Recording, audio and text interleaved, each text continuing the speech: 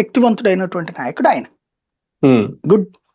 అలాగే రైతు బజారు మార్కెట్కి వెళ్తే కూర మనకి తూకం కింద తేడాలు చేసేటటువంటి స్టేజీల్లో నుంచి ఆ, ఆ, ఒక పావు కిలో కావాలంటే ఇంకో 100 గ్రాముల పైన పోసి ఇచ్చేవారు రైతులు ఆ రోజు. ఉమ్, అది కొన్నప్పుడు రైతు బజార్కి వెళ్ళి తెచ్చేవాడిని. రైతు బజార్ వచ్చాక ఉమ్. చాలా సంతోషం. ఖచ్చితంగా ఒక గుప్పిడు ఎక్కువ వేసి ఇస్తాడు రైతు అప్పట్లో. అవును అవును, నిజమే. రైతులే అమ్మినప్పుడు ఎక్కువ వేసి ఇచ్చేవాళ్ళు. నేరుగా రైతు అయితే అవును, ఎక్కువ ఇస్తాడు, అవసరమైతే తక్కువ మొత్తం ధరకు తీసిపోయా ఇంత ఇచ్చేసి అని అడిగేవాళ్ళు అప్పుడు. వస్తుంది. అంతే, అవును అలాంటివి చూసిన వాళ్ళం. అవును. అప్పుడు బాబు ఏం విజన్ రా, చక్కగా ఫ్రీ బస్సులు పెట్టాడు, వాళ్ళు తెచ్చుకుంటున్నారు, అమ్ముకుంటున్నారు, అక్కడే బాక్స్ తెచ్చుకునేవాళ్ళు, తినేవాళ్ళు. అవన్నీ గొప్పగా అనిపించినాయి. శ్రమదానం, మన ఊళ్ళో రోడ్డు వేసేటప్పుడు తలా వచ్చి వేయటం, తద్వారా ఇది రోడ్లో నేను కూడా పార్ట్ అని ఫీల్ అవటం, ఇవన్నీ ఫీల్ అయ్యాం అప్పుడు.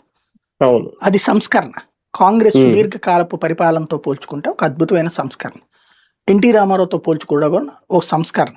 అట్లాగే నేను అవును. చెప్పినట్టు ఇందాక చెప్పినట్టు నేను టీవీలో ఒక వార్త వేస్తే, అంటే లోకల్ కేబుల్లో లోకల్ పేపర్లో వస్తే పెద్దగా ఇంపాక్ట్ ఉండేది కాదు, కానీ స్టేట్ లెవెల్ వాటిట్లో నేను టీవీలో తేజాలోకి వచ్చాక చూశాను అనమాట. వార్త ఇట్ట రాగానే అట్లా వెంటనే సదర్ డిపార్ట్మెంట్కి నోటీస్ వచ్చేసేది విత్ ఇన్ ఉమ్, మినిట్స్. ఉమ్, మీకు తెలుసో తెలీదు, సీఎం రిలీఫ్ ఫండ్ స్కామ్ జరిగింది అప్పట్లో. ఉమ్, ఉమ్, ఉమ్. ఒక డాక్టర్ గారు ప్రెస్ మీట్ పెట్టి, టొబాకో మీద ప్రెస్ మీట్ పెట్టి